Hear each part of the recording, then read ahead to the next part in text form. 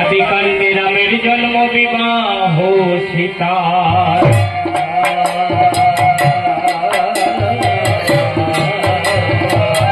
অযোধ্যা কাণ্ডে রাম মরে যায়, ভরতে দিয়ে রাজ্য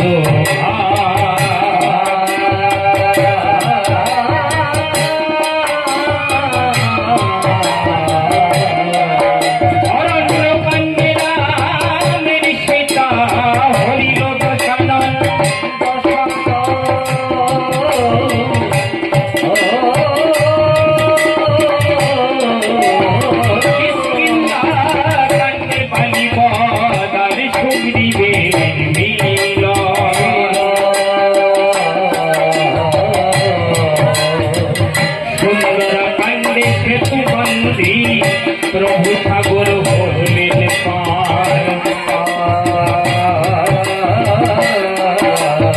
আর লঙ্কা কাণ্ডে রাজা বংশী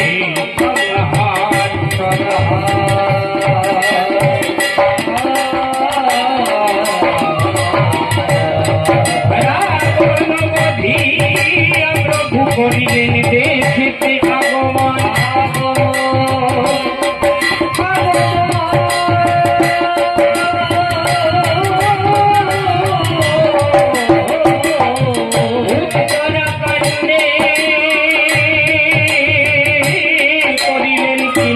পুরানো শ্রবণ, উত্তরাখণ্ড এই কাণ্ড কাণ্ডের অবশেষ,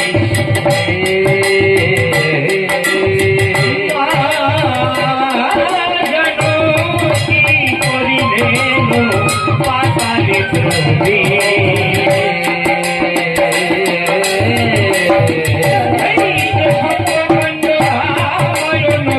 অমৃতেরই ভাণ্ড,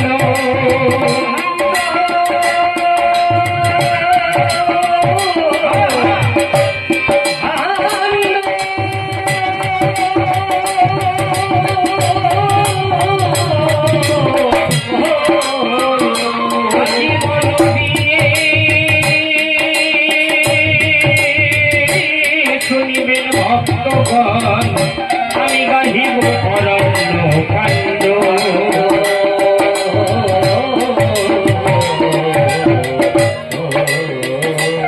অরণ্য কাণ্ডে লীলা করেন আমার রাম নারায়ণ,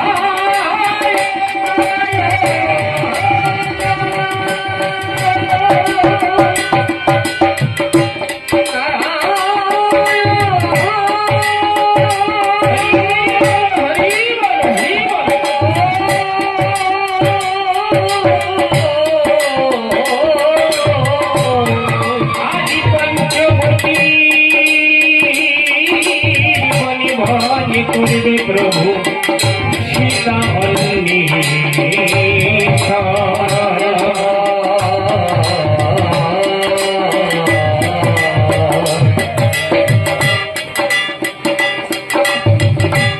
সীতা অন্বেষণ, অন্বেষণ শব্দের অর্থ আমরা সাধারণ ভাষায় খোঁজ করা যাকে বলি, কিছু হারিয়ে গেলে খোঁজ করি।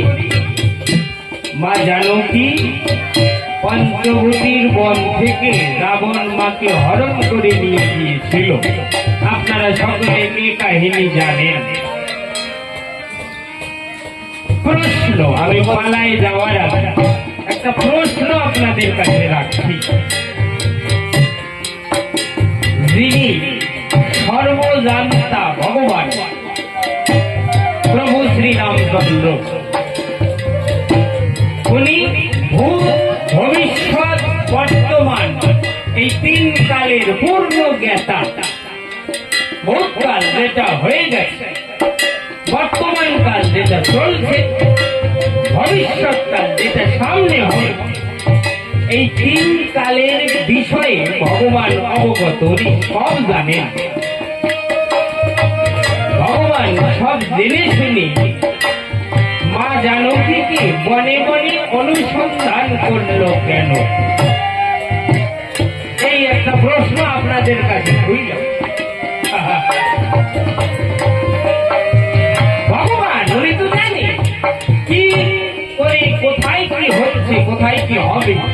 হলো সব জানি, তথাপি এখন চা দিলে হবে না। চা খেতে আমরা সবাই বসবো, তখন সবাই মিলে চা খাবো।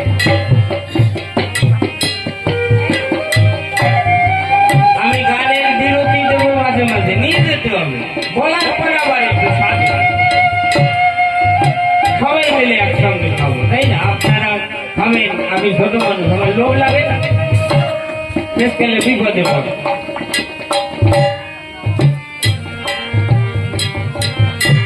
প্রশ্ন, দেখুন, ভগবান যখন মাটির পৃথিবীতে অবতরণ করে, ভগবানের বহু দায়িত্ব, বহু কাজ, যুগ যুগ ধরে যত কাজ অসম্পূর্ণ থাকে, ভগবান এসে সেই কাজগুলো পূর্ণ করে।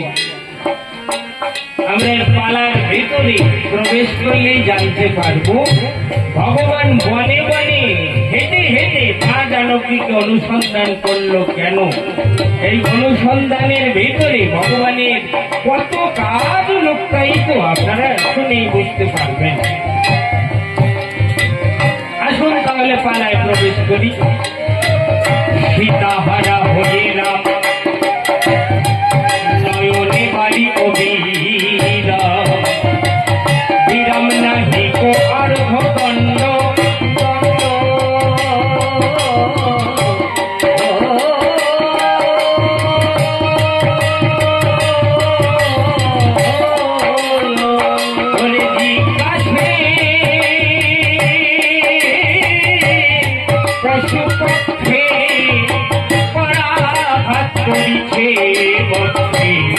জীবন নাশিতে প্রায় উৎকণ্ড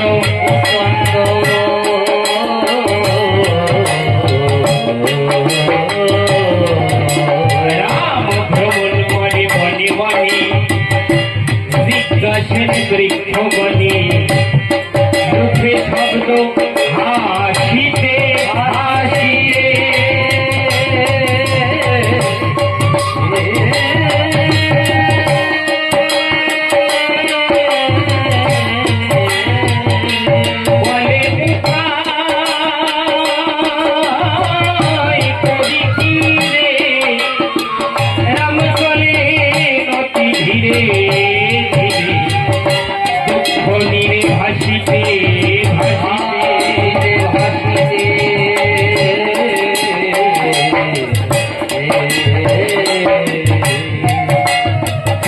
রামচন্দ্র আর লক্ষ্মণ ঠাকুর মারিচকে নিধন করে, মারিচ, এই মারিচ স্বর্ণমৃগ হয়েছে, মানে সোনার হরিণ, যে হরিণের পিছনে রামচন্দ্র ছুটেছে। তারকা রাক্ষসীর ছেলে মারিচ, মারিচকে নিধন করে যখন ফিরল কুটিরে, এসে দেখে কুটিরখানা শূন্য, মা জানকী নেই তার ভেতর। শূন্য কুটির দেখে রামচন্দ্র আর লক্ষ্মণ ঠাকুর দুইজন বনে বনে শীতে শীতে বলে ডাকছে আর বনে বনে ভ্রমণ করছে। চলতে চলতে হঠাৎ দর্শন করছে, প্রথমে দেখেন হরি, ঘুমেতে যাই বড়া বলি, পাখানায় পড়ে একটা পাখি,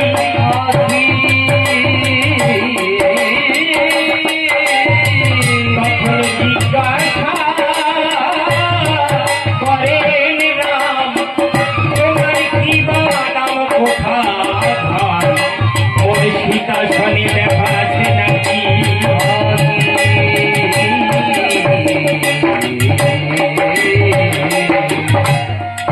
বড় একটা পাখি কাতর ক্রন্দন করছে আর মাটিতে গড়াগড়ি যাচ্ছে।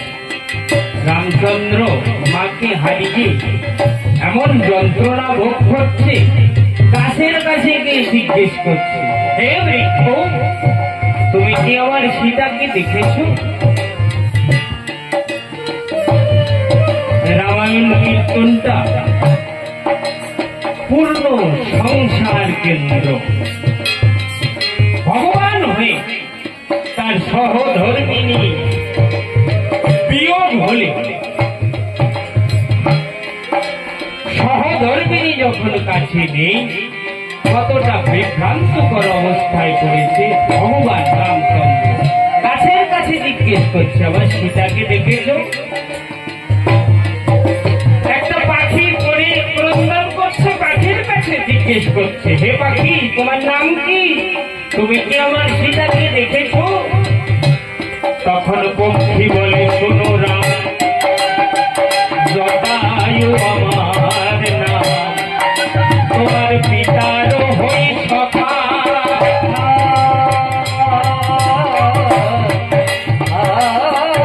ওই যে রাম হরিল শীতে, আমি গেলাম তারে বিনাশিতে, সেই তো কাটিল মোর পাখা।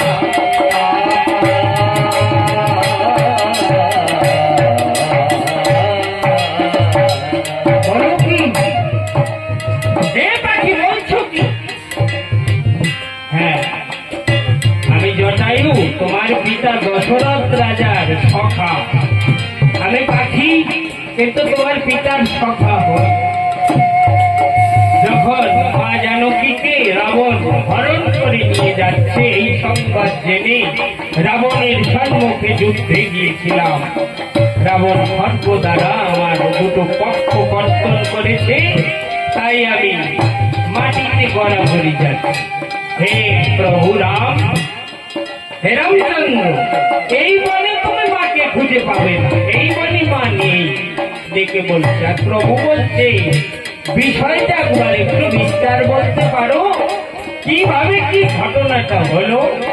আর জটায়ু ডেকে বলছে, প্রভু এই বনে তুমি মাকে পাবে না, আর পাবে না জানো কি?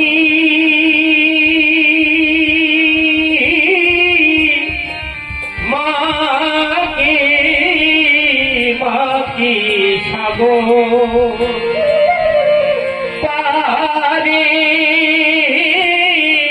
লইয়ারে গিয়াছে,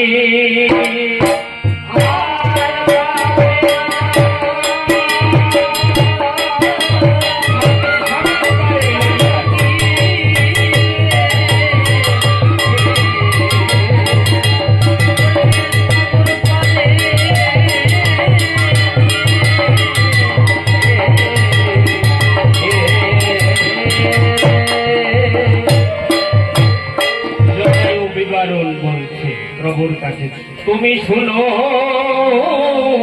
ও হে রাম, নবদুর্বাদন শ্যাম মায়ের বিমান জানকী মাকে, ওই যে শূন্য ঘরে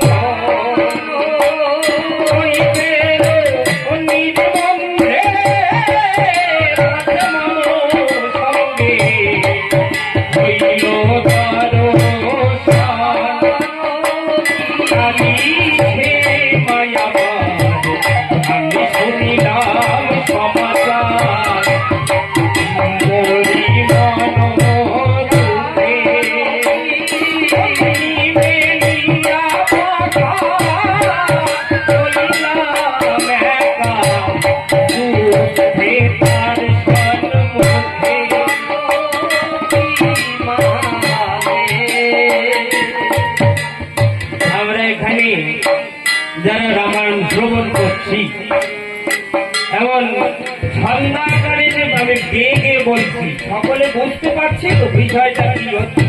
ও মা বোঝা যাচ্ছে? কিন্তু ভালো, মাঝে মাঝে কথা বলবো, কিন্তু গানে গানেও বলবো, তাই না? একটু তাল লহরীর ভিতরে শুনতে আনন্দ লাগে।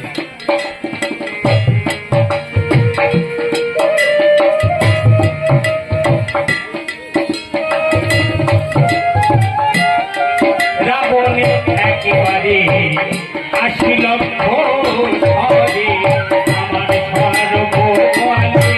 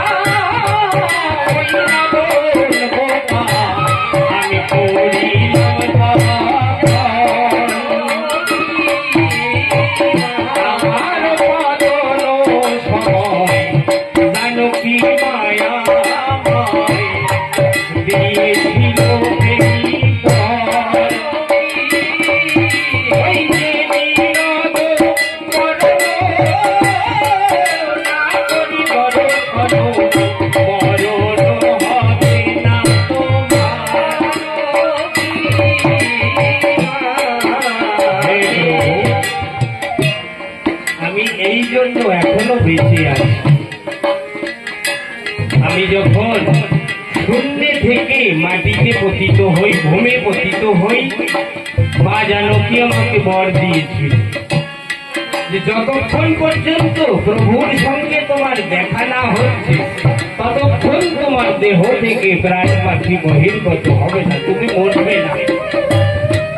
তাই প্রভু তোমার কাছে এই মায়ের সংবাদটুকু জানালাম, এখন আমাকে অনুমতি দাও, এখন আমাকে সদামে যেতে হবে। মায়ের আশীর্বাদে এতটুকু সময় বেঁচে ছিলাম। বলিতে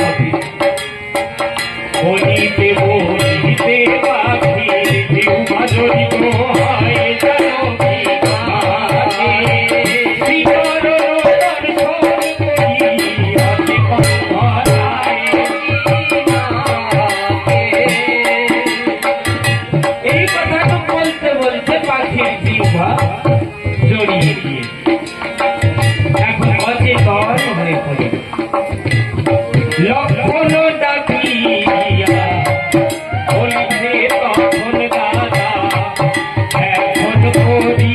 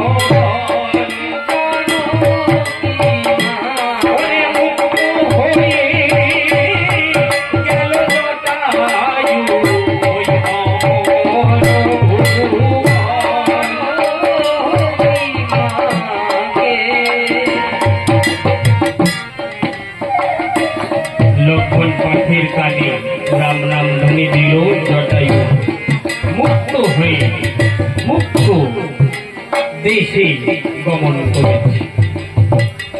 তথা হতে প্রভু শ্রী রামচন্দ্র আর লক্ষণ ঠাকুর চলতে চলতে ঋষ্যমুখ পর্বতের দিকে গমন করেছে।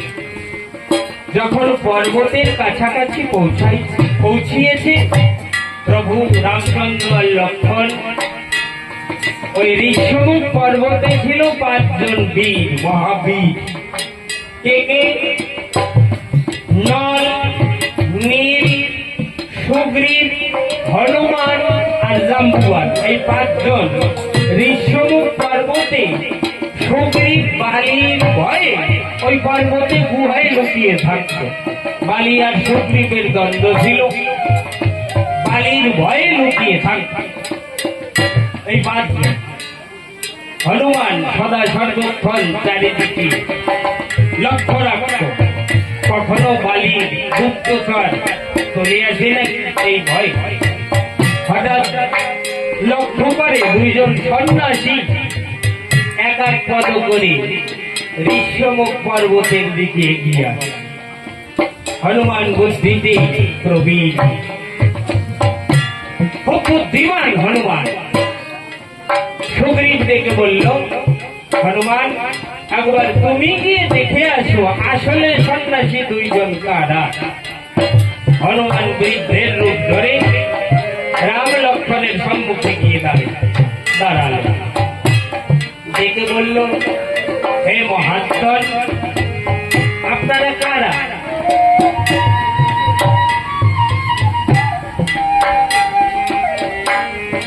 রামচন্দ্র দেখে বলছে, রাম আর লক্ষ্মণ ওরা দশরথ নন্দন।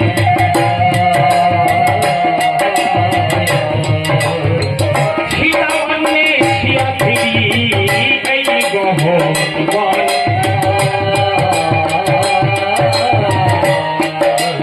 হনুমান জন্মের পরে রামের কথা শুনে তখন থেকে রামকে প্রভু জ্ঞান করে তার হৃদয়ে জায়গা দিল। রামকে দেখি শুধু রাম ভগবান, এই রাম নাম শুনে রামকে তার হৃদয়ে বসিয়েছে। যখন সম্মুখে সেই রামকে দর্শন করে, সেই ভক্তের ভক্তিলতা বলুন তো কি দ্রুত গতিতে বাড়ে। জন্মের পরে না দেখে যাকে ভালোবেসেছে সেই রাম আস্তে উঠেছে দাঁড়িয়ে ভক্তিতে মাধো মাধো দেখে বলছে, হে প্রভু, পর্বতের শিখরে আমাদের রাজা সুগ্রীব ওখানে। প্রভু, তোমার ওই শিখরে হেঁটে হেঁটে উঠতে তোমার কমল চরণে কত ব্যথা লাগবে। প্রভু কথা নেবে, আমার 2 কাঁধে তুমি আর তোমার কনিষ্ঠ ভ্রাতা হে রাম লক্ষ্মণ তোমরা উপবেশন হবে। হনুমান দীর্ঘকায় রূপ ধরল। রামচন্দ্র আর লক্ষ্মণ ঠাকুর হনুমানের 2 কাঁধে বসল। হনুমান বায়ু ঘরে উড়িয়ে পর্বত শিখরে নিয়ে রাখল। সুগ্রীবের সঙ্গে যখন কথোপকথন হল, সুগ্রীব প্রভুর কাছে বিষয়টাকে পরিষ্কার খুলে বলল। প্রভু জিজ্ঞেস করল, সুগ্রীব, এই পর্বতের গুহায় লুকানো কেন? বালির ভয়ে। বালি এই পর্বতে আসতে পারে না?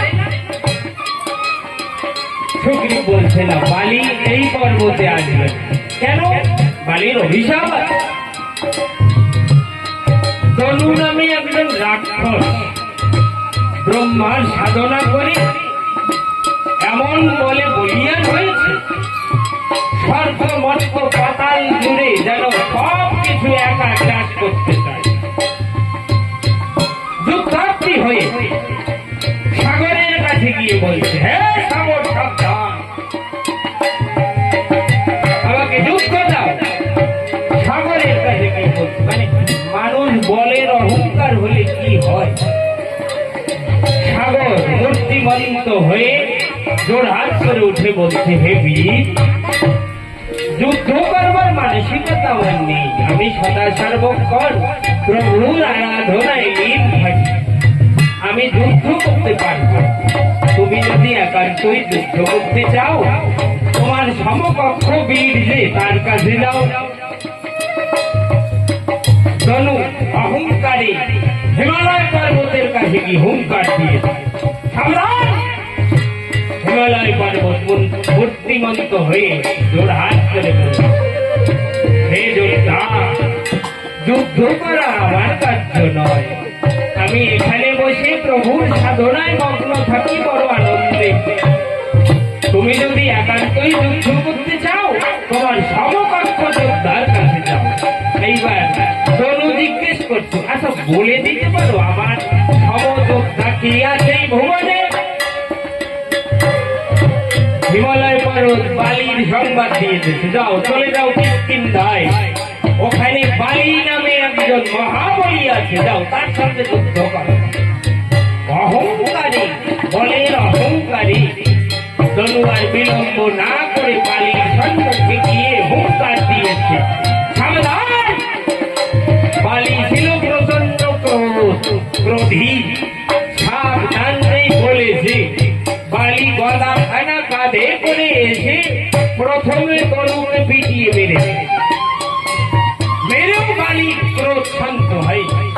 ওই তরুণ মৃত দেহ খানা হাতের পরে উঠিয়ে ঘুরাতে ঘুরাতে ছেড়ে দিয়েছে।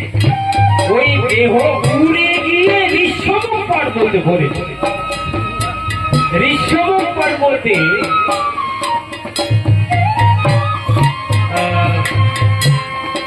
মাতঙ্গ ঋষির আশ্রম।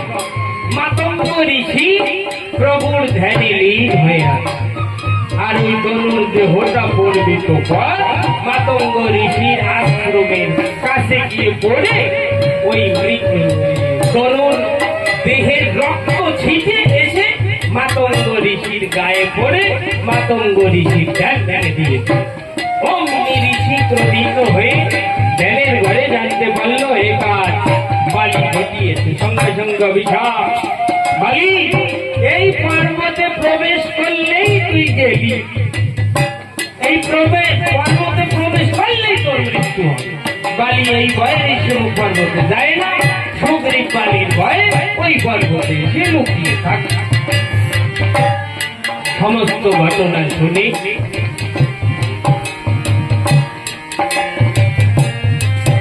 রামচন্দ্র ডেকে বলল, তাহলে সুগ্রীব তোমার তো বড্ড বৃহৎ সমস্যা। সুগ্রীব ডেকে বলছে, হে প্রভু, আমাকে যদি আমার রাজ্যটা ফিরিয়ে দিতে, তুমি তো করুণা নিধি।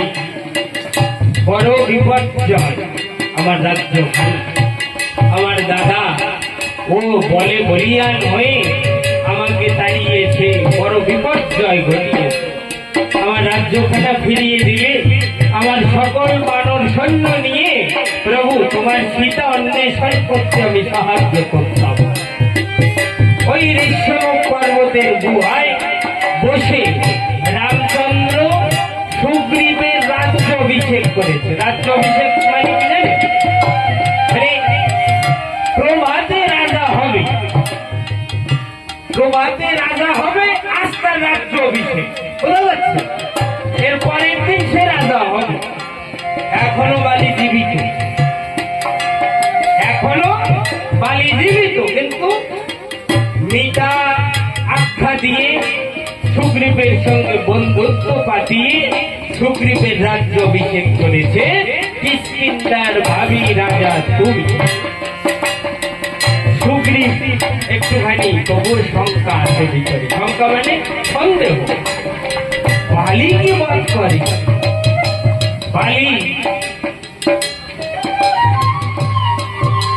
ইন্দ্রের বরে বালির সম্মুখে যে যোদ্ধা আসবে তার বল অর্ধেক কমে যায়। খালি খালি এর জন্য বালির সঙ্গে কেউ পারে।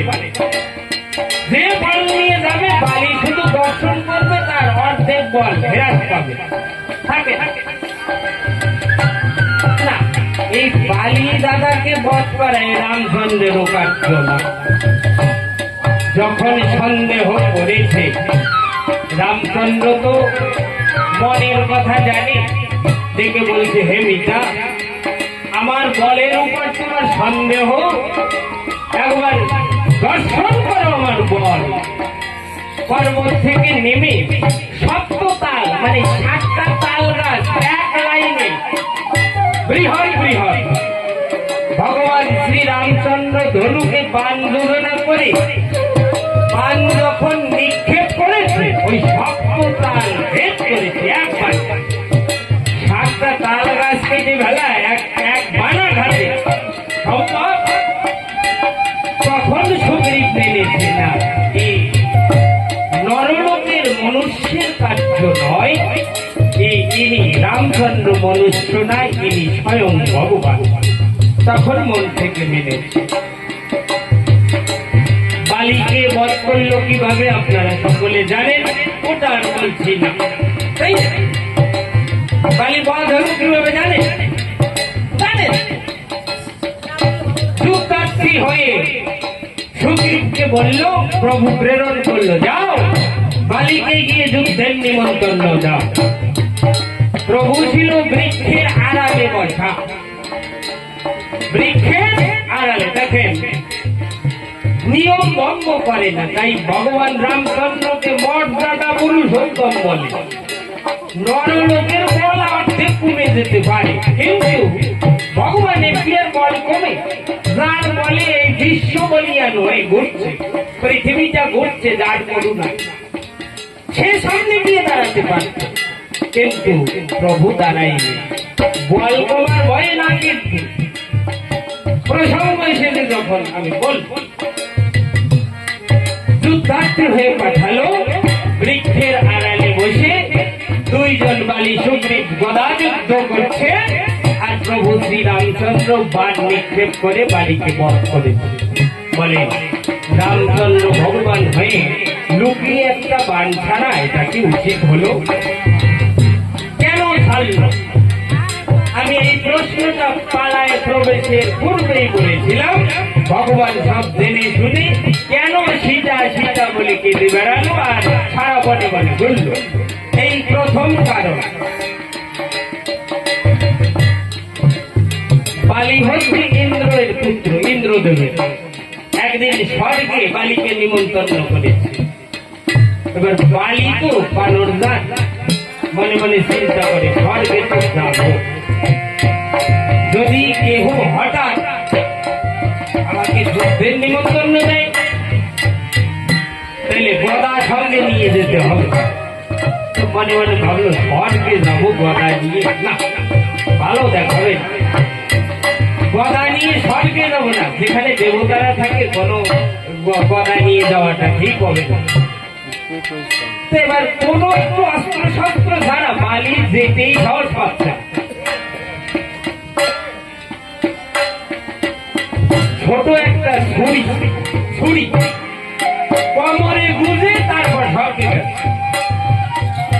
দেবসভায় দেবতারা বসা, বালি গিয়ে উপস্থিত, সকলার চোখ এড়াতে পারে, কিন্তু দেবগুরু বৃহস্পতির চোখ এড়াতে পারেনি।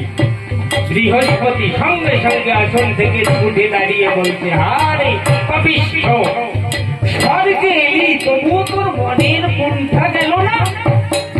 স্বর্গে এসেছি তবু কোমরে করে একটা ছুরি লুকিয়ে নিয়ে এসেছি, যা তোর অভিশাপ দিলাম, একদিন এই লুকায়িত অস্ত্রেই তোর নিধন হবে।